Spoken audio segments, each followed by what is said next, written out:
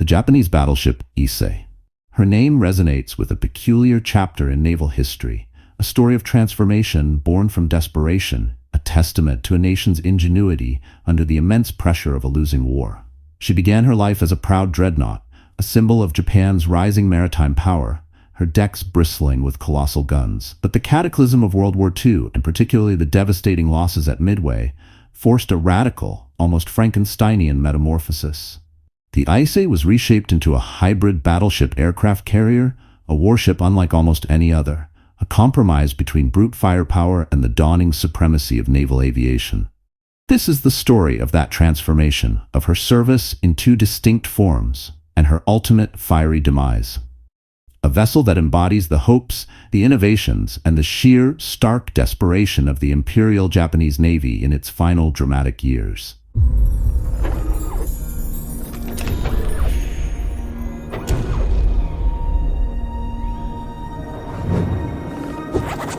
Launched in 1916 and completed in December 1917, the Ise was the lead ship of her class, a pair of dreadnoughts that were an evolution of the preceding Fuso-class battleships.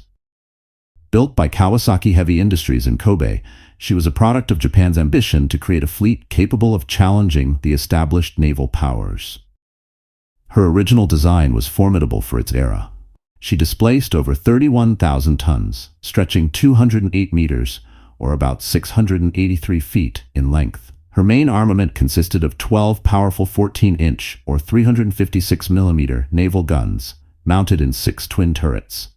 These turrets were unconventionally arranged, 2 forward, 2 amidships with 1 super-firing over the other between the funnels, and 2 aft. This layout, while packing a punch, had its drawbacks in terms of fire control and the stress placed on the hull by broadsides. Secondary armament included 20 140mm or 5.5-inch casemate guns designed to fend off smaller attackers. 4 3-inch or 76mm anti-aircraft guns provided an early, though modest defense against aerial threats, and she also carried 6 submerged 533mm torpedo tubes. Her armor belt was substantial, up to 300mm or nearly 12 inches thick in places, designed to withstand the heavy shells of enemy battleships. Propulsion was provided by steam turbines driving 4 shafts, initially powered by 24 mixed-firing boilers, giving her a respectable top speed of around 23 knots, or approximately 43 kilometers per hour.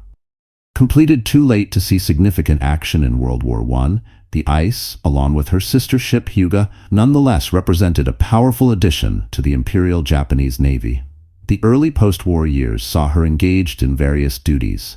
She patrolled off the Siberian coast during Japan's intervention in the Russian Civil War, supporting Japanese troops against Bolshevik forces. A notable moment in her early career occurred on April 12, 1922, when she had the honor of hosting a distinguished delegation at Yokohama, which included the Prince of Wales, the future King Edward VIII of the United Kingdom, and a young Louis Mountbatten, later Lord Mountbatten of Burma. This visit underscored Japan's growing status on the world stage and the Ise's role as a flagship of its naval power.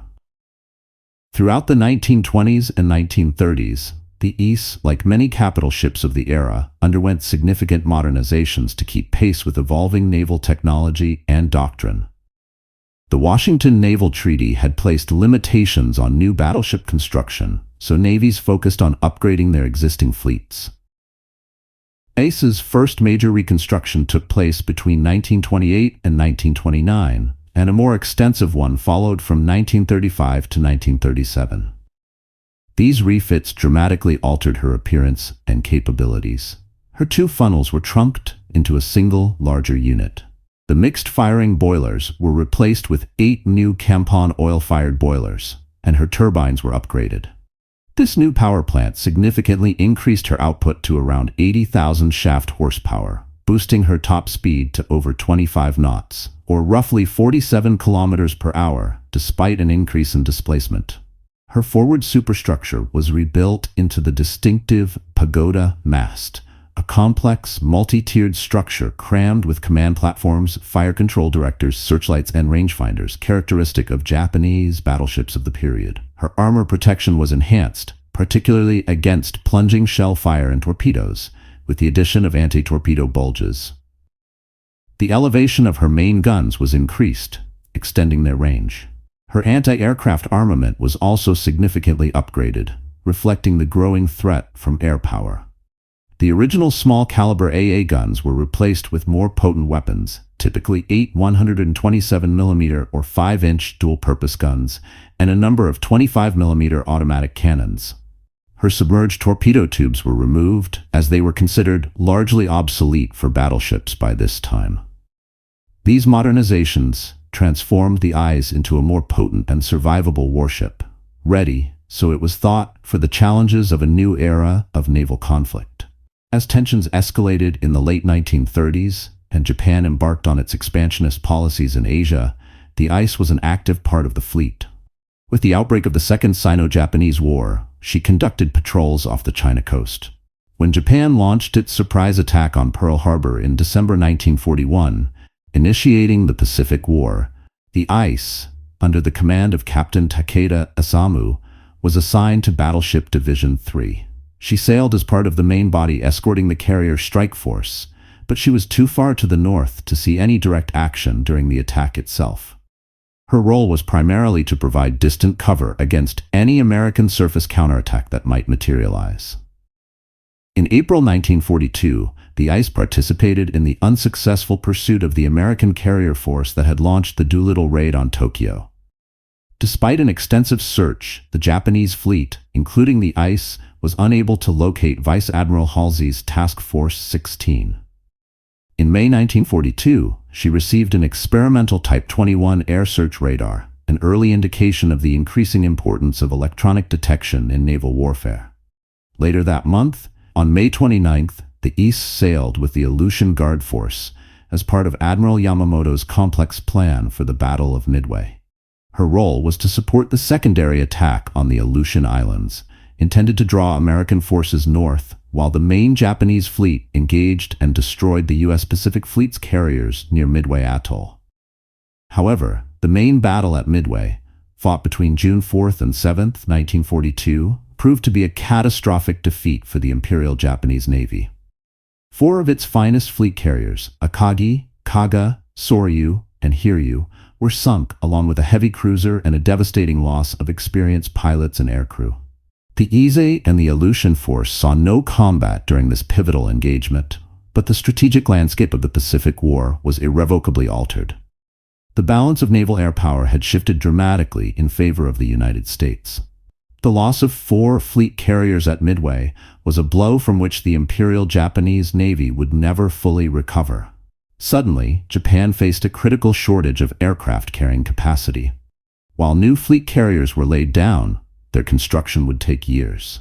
A more immediate solution was desperately needed to bolster the Navy's depleted air strength. This dire situation led to one of the most unusual warship conversion programs of World War II. The transformation of the Ise-class battleships into hybrid battleship-aircraft carriers. The decision was born of pragmatism and desperation. Converting existing capital ships, even partially, was seen as a quicker way to get aircraft to sea than building new carriers from scratch. The Ise and her sister ship Hyuga were selected for this radical surgery. They were aging, and while still powerful battleships, they were not considered as cutting-edge as the newer Yamato or Nagato classes. The initial plan, conceived in late 1942, was for a full conversion into fleet carriers, which would have involved removing all their main armament and superstructure and installing a full-length flight deck. However, due to the pressing need for more aircraft platforms and the limited time and resources available, this ambitious plan was scaled back. Instead, a hybrid conversion was chosen. This would retain some of their battleship firepower while adding a modest aviation capability. The conversion of the Ise began at the Kure Naval Arsenal in February 1943 and was completed by August of that year, a remarkably short period for such extensive modifications. Her sister, Hyuga, underwent a similar transformation. The conversion dramatically altered the Ise's silhouette and function. Her 2 aft main gun turrets, number 5 and number 6, each weighing over 860 tons, along with their massive barbettes, were removed. In their place, a flight deck, approximately 70 meters or 230 feet, long and 29 meters, or 95 feet wide at its broadest, was constructed. This flight deck extended from the stern forward over the area previously occupied by the turrets. Beneath the flight deck, a small hangar was built, capable of accommodating around 9 aircraft. The total intended air group was planned to be around 22 to 24 aircraft. This typically consisted of a mix of Yokosuka D-4Y Ise, codenamed Judy by the Allies, dive bombers, and IJN Ise, codenamed Paul, reconnaissance seaplanes which could also function as dive bombers. Launching these aircraft was to be achieved via 2 aircraft catapults, one mounted on each side of the flight deck. However, the most significant limitation of the Ise's hybrid design was aircraft recovery. The flight deck was too short and lacked arresting gear, making conventional landings impossible for the wheeled D-4Y dive bombers. These aircraft were intended to be launched on one-way missions, either to attack enemy targets and then fly to a land base, or to be recovered by a proper fleet carrier operating nearby. The E-16A seaplanes, on the other hand, were designed to land on the water alongside the ice, after which they would be hoisted back aboard by a crane located on the port side of the flight deck. This was a slow and cumbersome process, especially in rough seas or under combat conditions, requiring the battleship to be almost stationary, making it vulnerable. To compensate for the weight removed from the stern by the turrets and to improve stability, a thick layer of concrete, around 20 centimeters or 8 inches, was laid over the flight deck. This also provided a degree of rudimentary armor protection against bomb splinters. While the aft firepower was gone, the Ise retained her 4 forward twin 14-inch gun turrets, meaning she still packed a considerable punch as a surface combatant, at least in theory. Her anti-aircraft armament, already significant, was massively augmented during the conversion and in subsequent refits. By 1944, she bristled with over 125mm anti-aircraft guns, mounted in triple, twin, and single mounts, scattered across her decks and superstructure. In addition, she received several 12.7cm or 5-inch anti-aircraft rocket launchers, each capable of firing 30 rockets. These were intended to throw up a barrage of explosives to disrupt enemy air attacks, though their effectiveness was debatable. The ship was also equipped with updated radar systems, including Type 13 air search and Type 22 surface search radars, crucial for early warning and fire control in the increasingly sophisticated electronic warfare environment of the Pacific. Her complement rose to around 1,463 officers and men to operate the new aviation facilities and enhanced weaponry. Despite the ambitious conversion, the operational career of the Ise as a hybrid battleship carrier was fraught with challenges and ultimately proved to be a disappointment.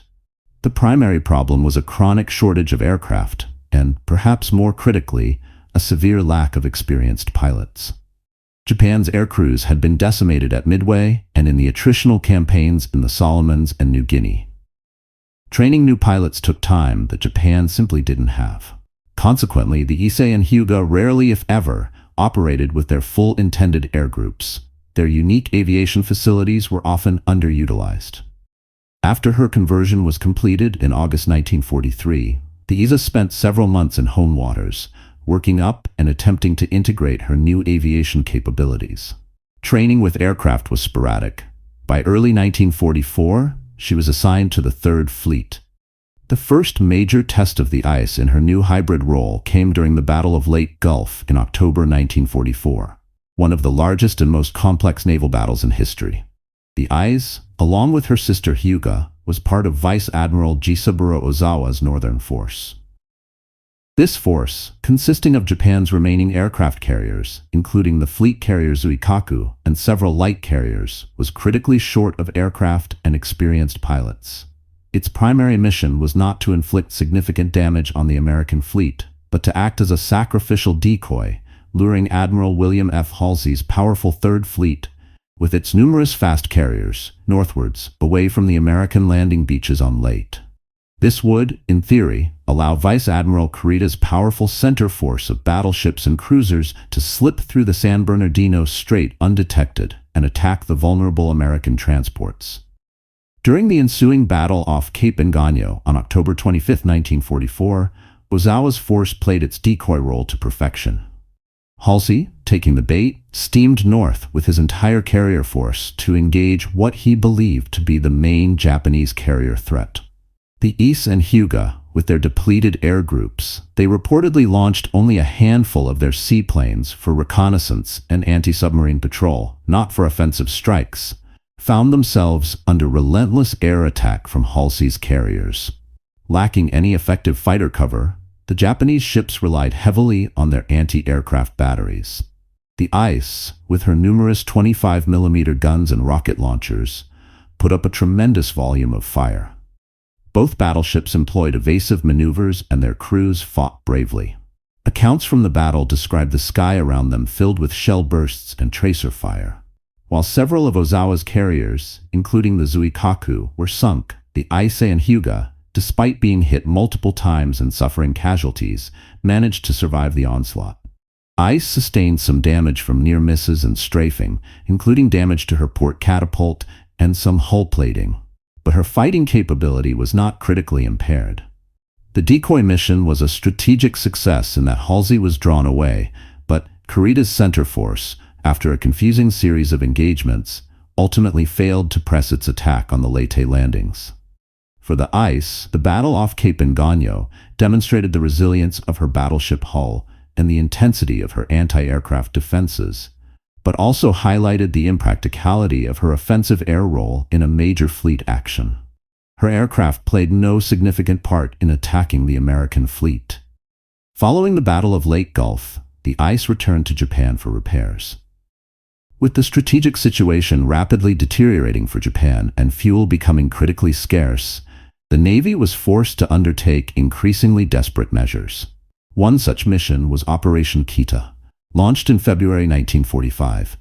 The Ise, Hyuga, and the light cruiser Oyoto, along with several destroyers, were tasked with a high-speed run from Singapore back to Japan, carrying a precious cargo of vital war materials, including oil, rubber, tin, and zinc, resources that Japan's war machine desperately needed. This was an incredibly perilous undertaking, as the South China Sea and the waters around Japan were heavily patrolled by Allied submarines and aircraft. The small convoy, designated Carrier Division 4, sailed from Singapore on February 10th. During their voyage, they were repeatedly sighted and attacked by Allied submarines and aircraft. However, through a combination of high speed, skillful maneuvering, bad weather, and perhaps some luck, the Ise and her consorts managed to evade most of the attacks and fight off others. The Ise's anti-aircraft batteries were again heavily engaged. Remarkably, all the major ships of the convoy reached Kura in Japan on February 20th, delivering their vital cargo. Operation Kita was one of the last successful strategic operations undertaken by major units of the Imperial Japanese Navy, and a rare moment of operational success for the Ise in her hybrid configuration, albeit as a heavily armed transport rather than an offensive carrier. The success of Operation Kita, however, was a brief reprieve. By the spring of 1945, Japan was on the verge of collapse. The U.S. Navy had established a stranglehold, and American air power, operating from captured islands and carrier fleets, ranged across Japan's home islands almost at will. The Imperial Japanese Navy's remaining major warships were largely immobilized in their home ports due to a crippling lack of fuel and the constant threat of air attack. The Ise, along with many other surviving vessels, was relegated to the role of a floating anti-aircraft battery, moored in Kure Harbor, one of Japan's principal naval bases. Her flight deck was of little use now. There were no aircraft to fly from it, and no fuel for sustained operations. Her remaining value lay in her numerous anti-aircraft guns. The end for the Ise came in July 1945, during a series of massive air raids, launched by U.S. Navy Task Force 38 and British carrier aircraft against Kura and the inland sea. The objective was to systematically destroy the remnants of the Japanese fleet. On July 24th, Ise was attacked by waves of carrier aircraft. She was hit by at least 5 bombs, and numerous near misses caused further damage. Her crew fought back, but the sheer weight of the attacks was overwhelming. She began to take on water and settle. 4 days later, on July 28th, the American aircraft returned to finish the job. the Ise was hit by an estimated 18 more bombs from aircraft of the USS Ticonderoga and other carriers. These devastating blows sealed her fate. Riddled with holes, on fire, and listing heavily, the once proud battleship-carrier finally capsized and sank in the shallow waters of Curragh Harbor. Her hull came to rest on the seabed, her battered superstructure still partially visible above the waves, a poignant symbol of a defeated navy. Her sister ship, Hyuga, met a similar fate nearby during the same series of raids. After the war, the wreck of the Ise was refloated and broken up for scrap between 1946 and 1947, bringing an end to the story of one of naval history's most unusual warships. Assessing the legacy of the IJN Ise, particularly her hybrid conversion, requires a nuanced perspective. Judged purely on her effectiveness as an aircraft-carrying vessel, the conversion was largely a failure. The limited number of aircraft she could operate, the cumbersome recovery methods for her seaplanes, the inability to recover her wheeled dive bombers, and the chronic shortages of planes and pilots meant that she never fulfilled the role of a true carrier. She contributed little to Japan's offensive air power. The resources and time expended on her conversion might have been better used elsewhere, perhaps on accelerating the construction of more conventional light carriers or escort carriers, or even on producing more aircraft. However, the decision to convert the Ise and Hyuga was made in a context of extreme desperation. After Midway, Japan needed aircraft platforms quickly, and the hybrid conversion seemed like a faster, if imperfect, solution. The retention of significant forward battleship armament meant that, in theory, she could still contribute to a surface engagement, although the opportunity to do so never truly arose in a meaningful way. Her greatly enhanced anti-aircraft firepower did prove valuable in a defensive role, as demonstrated during the battle off Cape Engaño and Operation Kita. In these instances, she functioned more as a heavily armed anti-aircraft escort and a fast, resilient transport than as an offensive hybrid carrier. The Ise stands as a fascinating example of wartime improvisation and engineering ingenuity under duress. She represents a unique, if ultimately unsuccessful, attempt to blend the roles of battleship and aircraft carrier. Her story is a compelling chapter in the broader narrative of naval evolution during World War II, a period that saw the aircraft carrier definitively replace the battleship as the queen of the seas. The Ise, caught between these two paradigms, embodies the transitional, often painful nature of that shift. She was a compromise, a gamble, a curiosity, a warship born of tradition, transformed by necessity, and ultimately consumed by the relentless advance of air power that she herself was, in her own strange way, trying to embrace. The tale of the IJN Ise is more than just a technical history of a warship. It's a human story, too, of the engineers who designed her, the shipyard workers who built and rebuilt her, and the sailors who fought and died on her. Their efforts, in the face of overwhelming odds, add a layer of poignancy to her steel and concrete. If you've found this exploration of naval history's oddities and desperate innovations as fascinating as we have, ensure you're subscribed to the channel. We're always dredging up more forgotten stories and legendary vessels from the depths of the past, and you won't want to miss what surfaces next. What other strange warship conversions do you think deserve a deep dive? Let us know in the comments below.